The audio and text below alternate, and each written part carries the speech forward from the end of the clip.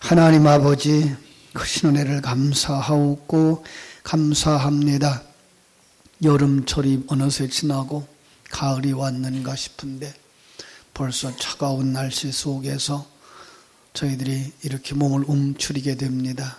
하나님, 그런 가운데서도 저희들 오늘 하나님과 약속한 귀한 시간을 기억하며 주의 전에 나와서 입을 열어 주를 찬송하고 또 하나님 앞에 또 우리 이교우가 찬양하며 은혜의 말씀을 기다립니다.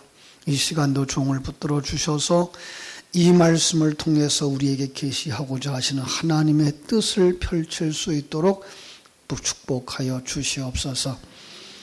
종이 말씀을 가리우지 않도록 하나님께서 큰 은혜로 내려주셔서 함께 말씀을 깨닫고 하나님 앞에 더 가까이 나가는 시간이 되게 해주시기를 간절히 소원하며 예수님의 이름으로 기도하옵나이다. 아멘.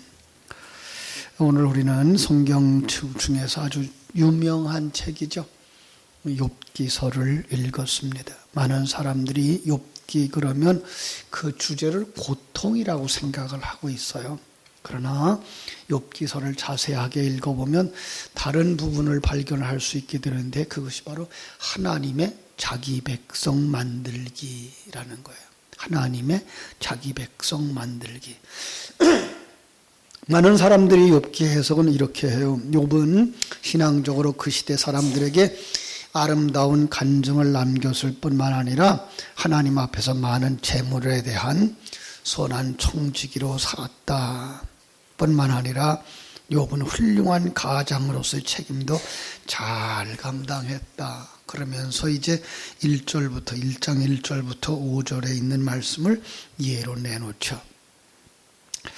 글자 그대로만 보면 그렇게 보는 것이 맞고 그 해석이 틀리지 않아요. 그런데 욥기서를 전체를 가지고 보면 그렇지 않다는 것을 발견하게 되죠. 제가 늘 하는 말씀이 있어요. 믿음의 조상은 두 사람으로 기록되어져 있어요. 하나는 아브라함이라고 하는 믿음의 조상, 그리고 욥이 바로 아브라함과 동시대의 사람으로서 믿음의 조상이다라고 저는 추천을 해요. 그러면서 욥은 어떤 형편에서 나왔고 아브라함은 어떤 형편에서 나왔는가를 구분하는데 아브라함은 우상 숭배하는 자리에서 하나님의 자녀로 나와요. 욥은 종교적 열심을 가졌던 사람 중에서 하나님의 사람으로 나오고 있는 거예요. 그래서 시작할 때는 바로 신약 성경에 나오는 바리새인들만큼이나 자기는 의롭다라고 생각하는 그 모습 그대로 가지고 나오는 거예요. 그리고 그 모습이 얼마나 자기의 의를 쌓아놨는지 그 모습을 보여주는 거예요. 그러나 계속해서 하나님의 사람들을 보내서 너는 이렇게 돼 있어서 죄인이야, 이런 것 때문에 죄인이야, 이런 것 때문에 죄인이야 라고 계속 지적을 해요. 욥은 자기의 입장에 서서 그것을 다 반박하면서 그렇지 않아, 나는 의인이야 라고 말하죠. 마지막에 가면 하나님이 개입하셔요. 하나님이 개입했을 때 욥이 거기서 고꾸라지죠. 아, 내가 말로만 듣던 하나님을 내가 직접 배웠나이다. 여기서 깨지는 거죠. 그러나 그동안 그는 자기의 종교적 열심을 가지고 신앙생활을 해와서 나는 의로운 사람이야 라고 말하고 있었는데 하나님의 말씀, 하나님의 은혜가 내려오자 그가 거기서 깨지는 거예요. 아니구나. 나는 할 말이 없는 자구나. 바로 이렇게 볼 수 있어야 돼요. 그래서 한번 찾아볼까요? 욥이 이제 하나님이 참 등장하는 부분이 이제 38장인데요. 욥기서 38장 한번 가보겠습니다. 38장 1절 2절 같이 읽어보겠습니다. 1장부터 38장 1절부터 40장 2절까지를 다 읽어보면 하나님이 계속 숨 쉴 틈도 안 주고 계속 공격하는데 다 읽어볼 수는 없고 1절 2절 같이 읽어요. 그때에 여호와께서 폭풍우 가운데서 욥에게 말씀하여 이르시되 무지한 말로 생각을 어둡게 하는 자가 누구냐 이렇게 말씀하셔요. 그죠? 여기서 뭐라고 말해요?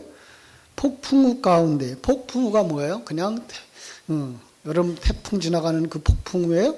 성경이 말하고 있는 폭풍, 바람이에요. 또 뭐가 있어요? 거기에 비가 있어요.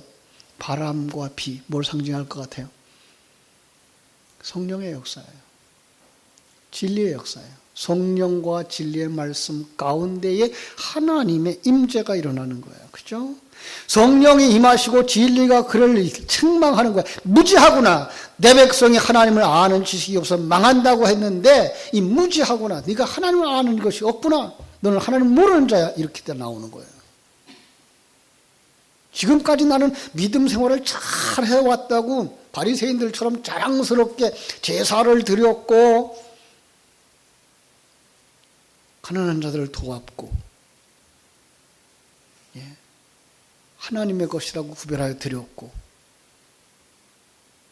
그런데 고난이 닥쳤을 때에 그 고난 속에서도 그는 이것은 하나님의 것이니 하나님이 취하시는 거야. 그 나는 원망하지 않을 거야 라고까지 말할 수 있었던 그 탄탄한 종교심이 하나님의 진리의 말씀 앞에서 깨지는 모습이죠. 40장으로 한번 가서 볼까요? 40장 가서 1절 2절 여호와께서 또 욥에게 일러 말씀하시되 트집 잡는 자가 전능자와 다투겠느냐 하나님을 탓하는 자는 대답할지니라 하나님과 변론하는 자는 대답할지니라 욥이 여호와께 대답하여 이르되 보소서 나는 비천하오니 무엇이라 주께 대답하리이까 손으로 내 입을 가릴 뿐이로소이다 이렇게 나오는 거예요. 그동안에 자기는 의로운 자라고 얘기했어요. 그래서 저기 시작할 때 바로 그런 이야기로 시작하는 거예요. 자칭 의로운 자, 믿음 좋다고 말하는 자, 동방의 의인이라고 말할 수 있는 자, 정말 그렇게 사람들의 눈에 볼 때는 그럴듯한 모습이었던 거예요. 근데 하나님이 진리와 성령의 말씀으로 그를 비추자 그는 뭐예요? 할 말을 잃어버리는 거예요. 이사야서 6장의 말로 바꿔 말하면 오라 내가 망하게 됐구나. 내가 부정한 자며 죄인이 하나님을 배웠음이로다. 이게 신앙의 시작이에요, 사실.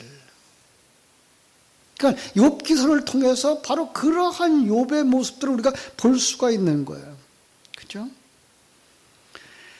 세상 사람들의 관점에서는 그는 선한 행동을 하는 사람이었고 바른 삶을 사는 사람이었고 종교적인 행위가 참 선했는데 하나님이 눈에 볼 땐 그게 뭐예요? 다 헛된 거야. 다 헛된 거야. 그것을 알게 하시려고 하나님이 욥에게 고난을 주셨다는 거예요. 고난이 복이다. 참 우리는 인정하고 싶지 않아요. 그렇죠? 그런데 성경은 계속해서 그걸 얘기하고 있어요.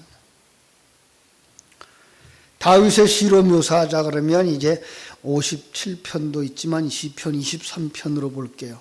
여호와는 나의 목자시니 내게 부족함이 없으리로다. 언제 이 시를 지었다고요?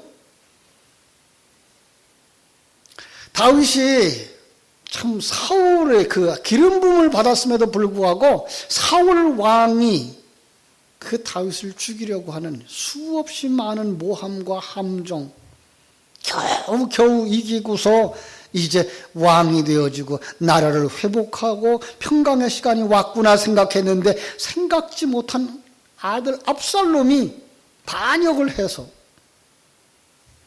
이 아버지의 마음에 큰 상처를 줘요. 그래서 의기소침해가지고 피난을 갔어요. 피난길에 쓰신 시예요. 돌이켜볼 때에 그의 어린 시절, 목동 시절도 생각이 나고 물맷돌 5개 가지고 나아가서 골리앗과 싸웠던 시절도 생각이 나고 사울의 수하에서 춘창 군대 장관처럼 나가서 싸워서 승리한 것도 생각나고, 피신하고 피신하면서도 하나님의 사람을 해하지 아니하려고, 하나님이 기름 부은 자를 해하지 아니하려고 자기의 신앙을 지키려고 무단히 노력해서 겨우 여기까지 왔다고 생각했는데, 또다시 이게 웬일이야. 또다시 이게 웬일이야. 그런데 그는 거기서 하나님의 손길을 느끼는 거예요. 하나님이 목자시구나. 나를 푸른 초장으로 맑은 물가로 인도하시는구나. 내게 아직도 남아있는 나라고 하는 존재가 있어서 하나님 그것 부수려고 이런 사건을 주시는구나. 그래서 푸른 초장 맑은 물가로 인도하시는 그 목자를 생각하는 거예요. 왜 푸른 초장으로 맑은 물가로 인도하느냐? 내 영혼을 소생시키시고 하나님의 영광을 위하여서. 그런데 그 인도하는 길이 사망의 음침한 골짜기더라는 거예요. 우리가 살고 있는 이 세상인 거예요. 여러분, 지금 욥의 고난을, 여러분 욥 그 사람에게만 일어났던 일로 보시면은 욥과 우리는 너무나 차이가 많아서 대조가 안 돼요. 그런데 그 욥의 사건이 여러분과 내 사건이 될 수 있어야 되는 거란 말이에요. 내 속에 아직도 바리새인 같은 견고한 무너지지 아니하는 자성이 있어요. 예.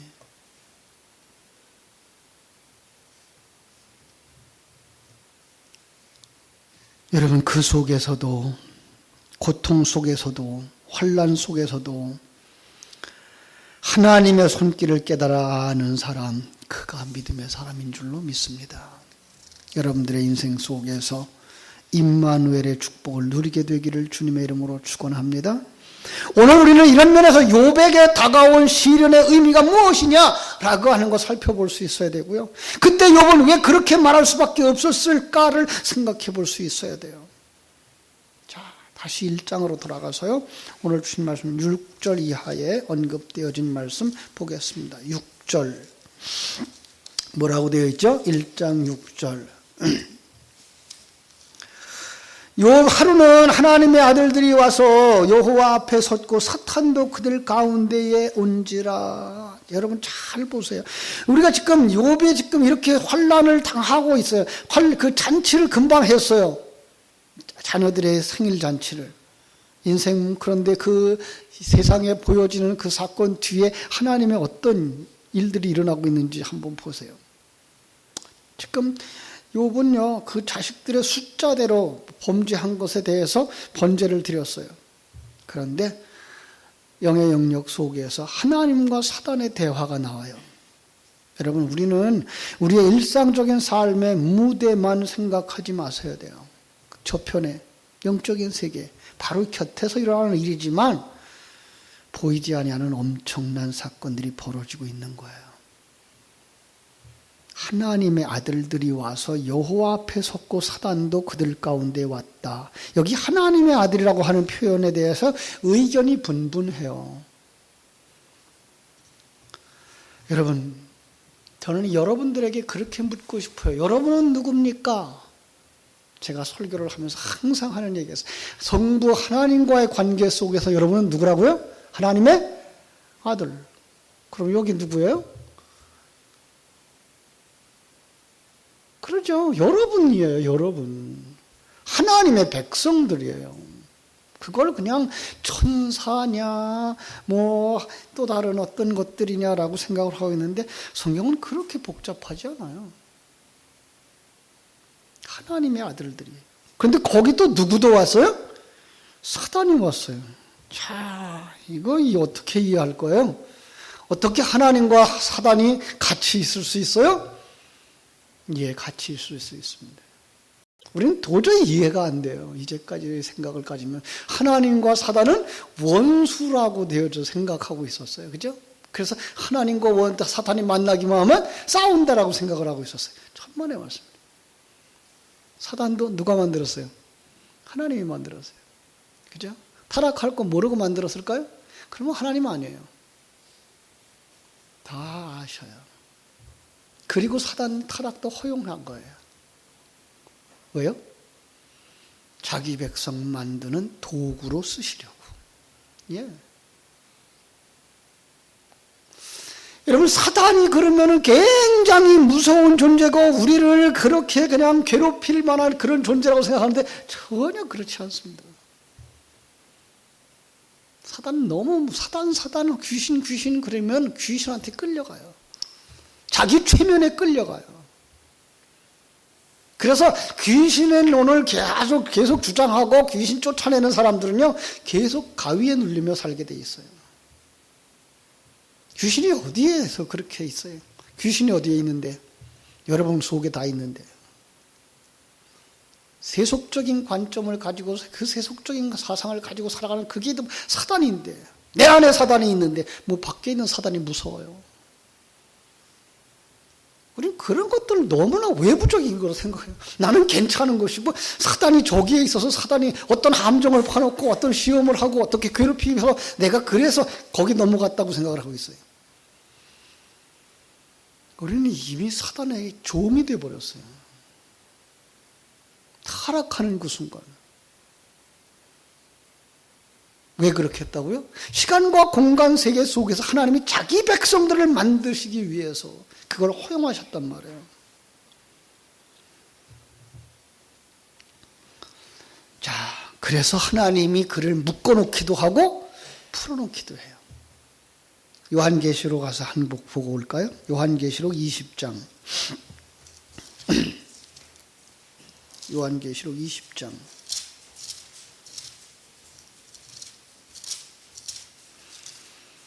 1절로 3절 419쪽이죠. 맨 뒤에 같이 읽어요. 시작. 또 내가 봄에 천사가 무저갱의 열쇠와 큰 쇠사슬을 그의 손에 가지고 하늘로부터 내려와서 용을 잡으니 곧 옛뱀이요 마귀요 사탄이라 잡아서 1000년 동안 결박하여 무저갱에 던져놓고 잠그고 그 위에 인봉하여 1000년이 차도록 다시는 만국을 미혹하지 못하게 하였는데 그 후에는 반드시 잠깐 노이리라. 여러분, 이 부분들도 많은 사람들이 시간적으로 역사의 마지막 날에 일어날 일이라고 생각하고 있어요.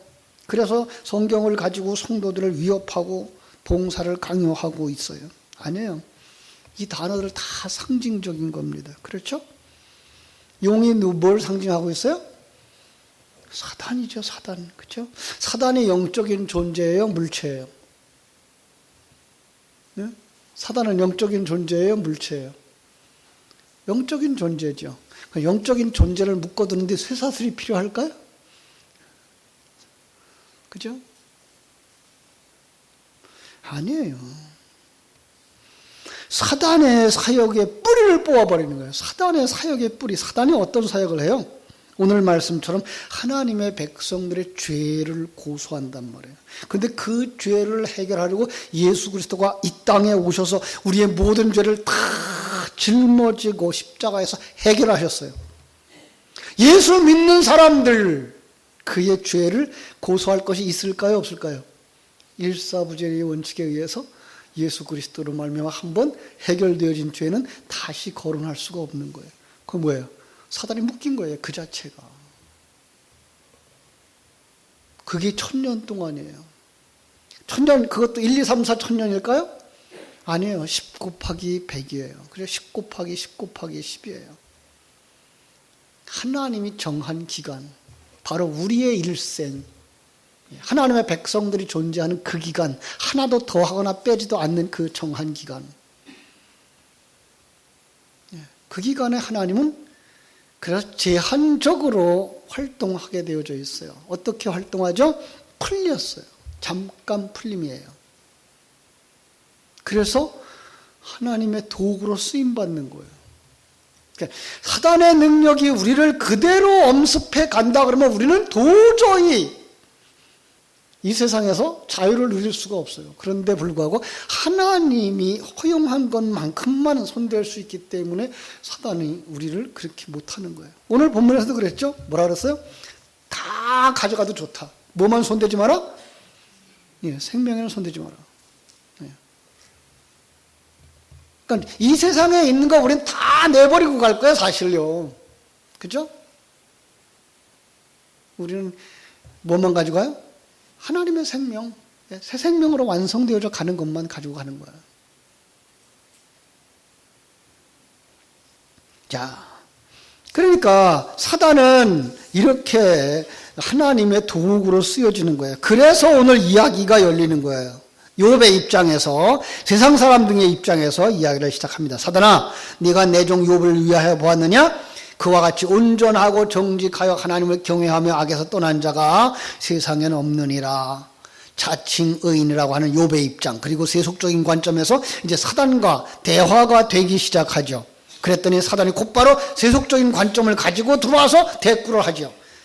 1장 9절 10절. 어찌 까닭없이 하나님을 경외하겠습니까? 주께서 그와 그의 집과 그의 모든 소유를 울타리로 두르심 때문이 아니니까. 주께서 그의 손으로 하는 바를 복되게 하사 그의 소유물이 땅에 넘치게 하셨음입니다. 사람들의 논리에 딱 맞죠?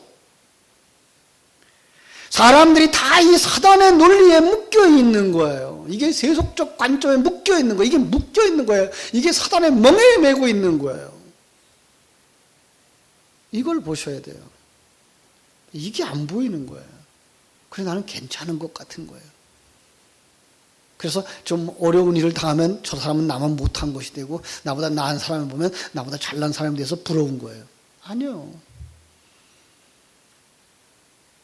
이 세상에 살아가고 있던 모든 사람들은 이렇게 다 사단의 관점에, 세속적인 관점에 묶여서 살아가는 거예요. 지난 수요일 날 그렇게 설교했어요. 자유와 사랑에 대해서 이야기하면서, 자유라고 하는 것은 이 세속적인 관점에서 벗어나 하나님의 관점을 가지고 살아가는 거다. 그 하나님이 자기 백성들과 함께 하셔서 풍성함을 주시고 평안을 주시고 완성시켜 가고 있는 것을 깨달아 아는 자의 삶이라고 하는 것은 자유다. 이렇게 말씀을 드렸어요. 그렇죠? 사람들이 다 이 말이 옳다고 생각해요. 사단이 하는 말이 옳다는 생각을 가지는 거예요. 7절 보겠습니다. 여호와께서 사단에게 이르시되 네가 어디서 왔느냐? 사단이 대답하여 가로되 땅에 두루 다니며 여기저기 다녀왔나이다. 여러분, 여기저기 왜 다닐까요? 사단이 여기 왔을까요? 안 왔을까요?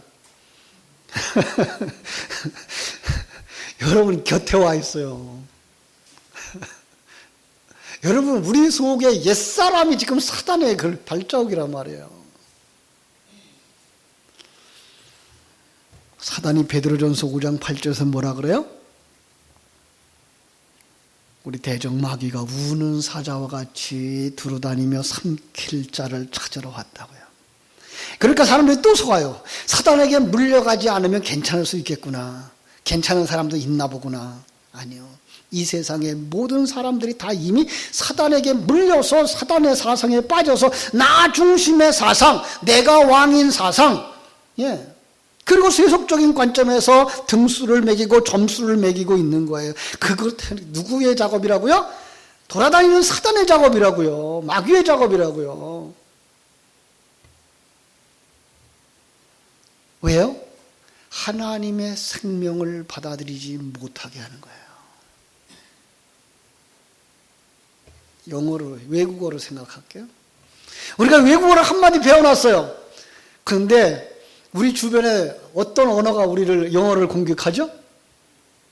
조선말이. 우리 한국말이 계속 들어와서 이게 영어 자체를 짓눌러 버리는 거예요. 활동을 못하게 살지 못하게 만드는 거예요.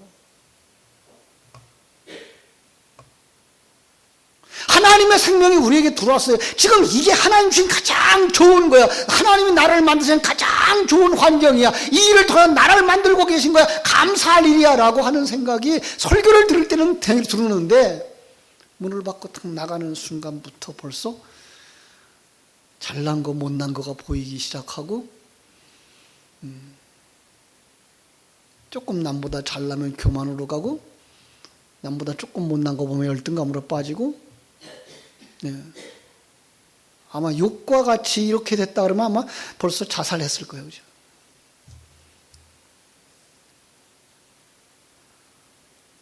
참 안타까운 거예요. 왜요? 보이는 게 다 사단의 속성들이에요. 사단의 속성들. 우리는 거길 초연하는 사람들이 되어야 되는 거예요.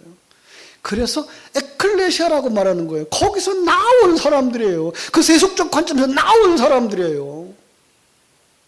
왜 거기에 빠지세요?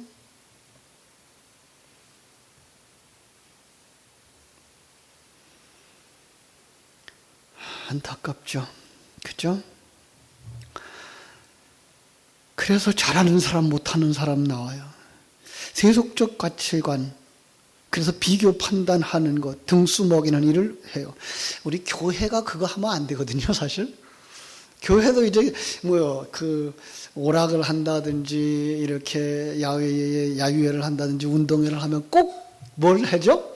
등수를 매겨요, 그죠? 괜찮아요. 등수를 매기는 건 같은데 있는데 상은 똑같아야 돼요. 이게 잘 안 되더라고요. 사무엘상 30장에 가보면은요, 다윗이 함께 전쟁을 갈 때 전쟁에 참여하지 못한 자들이 있었어요. 전리품을 빼앗아 가지고 돌아오자 이 전쟁에 참여했던 이 고약한 친구들이 저 사람들한테 주지 말자는 거예요. 하나도 줄 필요가 없다는 거예요. 그냥 저희 자식과 아내만 데리고 가라고 하라는 거예요. 그랬더니 다윗이 뭐라고 말하죠? 30장 23절.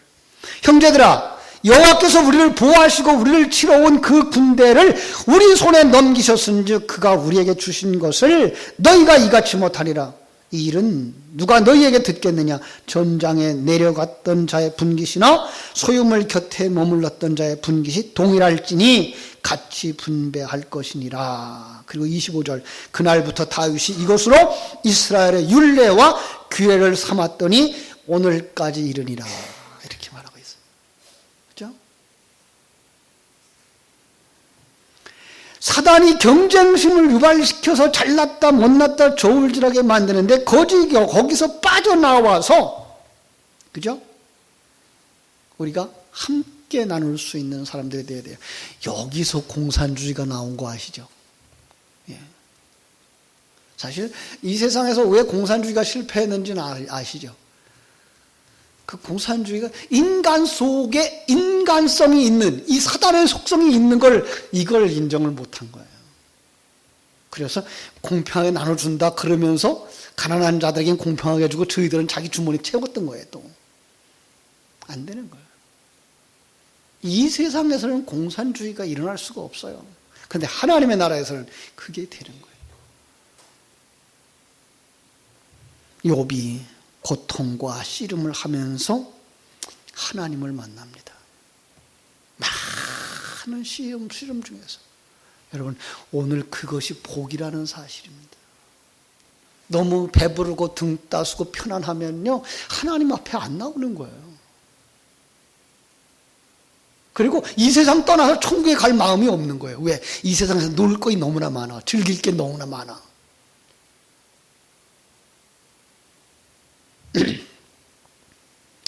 여러분, 우리가 왜 하나님을 섬깁니까? 사단의 말을 한번 들어보세요. 욥이 어찌 까닭없이 하나님을 경외하리이까? 여러분, 제가 여러분에게 묻고 싶습니다. 여러분은 왜 하나님을 섬기십니까? 복받기 위해서? 문제 해결하기 위해서? 남보다 더 나은 삶을 위해서? 이 한국 교회가 빠져있는 이 함정입니다. 물론 하나님이 복을 주셨습니다. 이 복이라고 하는 건 물질, 건강, 지위를 말하는 것이 아니라 하나님의 생명, 구원의 능력, 하나님의 가치관을 가지고 세상을 보는 눈,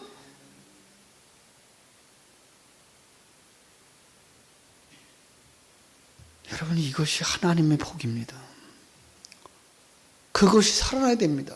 요즘 계속해서 에베소서 1장을 가지고 새벽에 공부하고 있는데 바울 사도의 간절한 기도가 뭐예요? 하나님을 알기를 원한다는 거예요. 그 하나님의 우리에게 주시기로 약속한 그 기업의 풍성함이 뭔지를 알기를 원한다는 거예요. 그리고 그 능력으로 역사하시는 그 능력, 여러분 속에서 이미 일하시는 그 구원의 능력이 얼마나 큰 것인지를 알기를 원한다는 거예요. 이게 성도들에게 있어서 이미 주신 건데 그걸 모르는 거예요. 이미 주신 건데 자유할 수 있는 은혜도 주셨고 능력도 주셨고 구원의 완성으로 갈 수 있도록 주셨어요. 그런데 그걸 되새김질 하지 않아. 그게 살아나지를 않아. 사단에게 묶여서, 세상에게 묶여서. 바울 사도 그래서 그 에베소서를 통해서 그들 속에다 바람을 넣는 거예요. 생명을 넣는 거예요. 그러니까 우리가 예배 드리러 나와서 하나님 앞에 섬기면서는 이 하나님이 주시기로 약속한 그 약속의 계획을 보는 것이며 그것이 이루어져 가고 있는 것을 보시며 그것을 이루기 위해서 하나님이 어떻게 일하시는가를 보고 그 하나님과 함께 그 성령의 불을 붙여가는 것, 이게 신앙생활이에요. 그래야 세상 사람들처럼 그저 끌려가지 않는다고요. 세상 사람들처럼 지혜롭지 못하고 건강하지 못하고 했을 때 불평하고 원망하지 아니할 수 있다고요. 평강을 누릴 수 있다고요. 그게 하나님의 자녀예요. 그게 이 땅에서 심령의 천국을 이룬 자며 가정의 천국을 이룬 자며 교회의 천국을 이룬 자들의 모습인 거예요. 우리는 너무나 많이 세속적인 관점으로 신앙생활조차도 예수 믿는다고 하면서도 우리는 그렇게 가지고 있는 거예요. 사랑하는 여러분, 다니엘서 3장에 보면은요 아주 의미 깊은 이야기가 나오죠. 바벨론에 포로로 끌려갔어요. 사드락과 메삭과 아벳느고라고 하는 세 청년이 그 왕이 금신상을 만들어 놓고 그 앞에 절하라고 얘기하는 거예요. 그런데 이들이 믿어요. 하나님을 믿어요. 하나님을 믿어요. 내가 거기에 절할 수 없다는 거예요. 자, 이제 그 느부갓네살이 화가 잔뜩 나가지고 그들을 끌어다가 뭐라 그래요? 지금부터 이제라도 좋으니까 나팔과 피리, 수금, 사면금, 양금, 생황을, 악기를 소리가 낼 텐데 그거 소리 듣거든 내가 만든 신상 앞에 엎드려 절하면 내가 용서해 줄게. 그렇지 않으면 풀무불에 던질 거야. 사드락과 메삭 아벳느고가 대답 뭐라 그래요? 느부갓네살이요, 우리가 이 일에 대하여 왕에게 대답할 필요가 없나이다. 이 청년에게는 움직일 수 없는 절대 가치에 대한 확신이 있는 거예요. 이 세상에 그 우상 앞에 절하고 며칠 연명하고 싶은 마음이 절대로 없는 거예요. 그걸 가지기 위해서 신앙을 팔아먹을 그런 마음이 없는 거예요.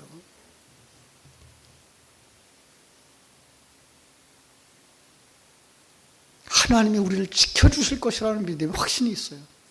그런데 지켜주실 것이라는 확신과 함께 뭐라고 말해요? 우리를 풀무불 속에서 건져내주지 아니한다고 할지라도 우리는 우상 앞에 절하지 않겠습니다. 왜요? 거기서 이 세상에 내 마지막이 된다 그러면 나는 하나님 나라 들어가겠다는 거예요. 이게 신앙이에요. 하나님 앞에 그저 그 입에 발린 말 다 해가지고선 하나님한테서 초콜릿 하나 더 받아오는 거, 그게가 신앙이 아니고 하나님의 그 뜻을 깨달아 알고 나를 향하신 하나님의 그 크신 뜻을 깨달아 알고 그리고 그 크신 사랑 가지고 나를 만들어가고 있다는 이 확신 때문에 완성되지 않으면 하늘나라에 갈 수 없다는 것을 믿고, 그러나 완성된다 그러면 더 이상 오래 여기에 머물 마음도 없다는 것이죠. 사랑하는 여러분, 오늘 우리의 신앙을 다시 한번 점검해 봤으면 좋겠습니다. 정말 우리가 하나님을 만난 사람인가? 그냥 오랫동안 신앙생활을 한다고 교회 왔다 갔다 하면서 어떤 율법과 율례와 전통에 젖어 있지는 않는가? 이번 주일이 종교개혁 주일인데 정말로 그 종교의 틀에 묶여서 타락하고 고정화되어져 있는 그 틀을 좀 깨부시고 내가 정말 하나님 앞에 서 있는가? 그 하나님 주신 평안함이 있는가? 그 하늘나라의 완성을 바라다보는 소망이 있는가? 없다면 왜 없는가? 무엇이 문제인가? 철저하게 분석하고 귀로만 듣고 풍문으로만 듣던 그 하나님을 만나는 여러분 되시기를 주님의 이름으로 축원합니다. 기도하겠습니다. 하나님 우리 아버지,